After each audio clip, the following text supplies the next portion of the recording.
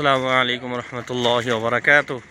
जी इस वक्त मैं मौजूद हूँ नागा पर्वत, हाइट 8126 फीट।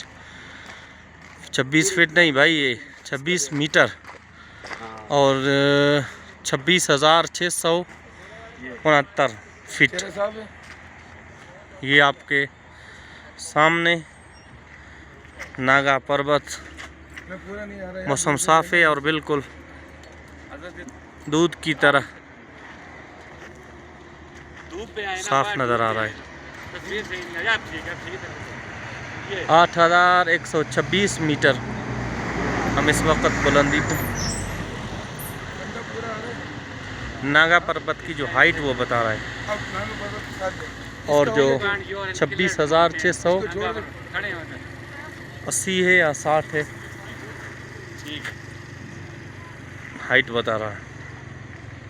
ये लिखिए हाइट, ये लिखिए हाइट इसकी तस्वीर लो हाइट की। खड़ा खड़ा आप इसको पढ़ लो।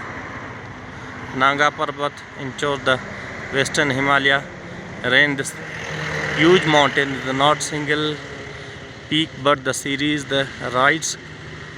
पूरा आपके सामने है, आप वीडियो को क्लोज करके बंद करके पढ़ सकते हैं। ये राइडर आप देखें,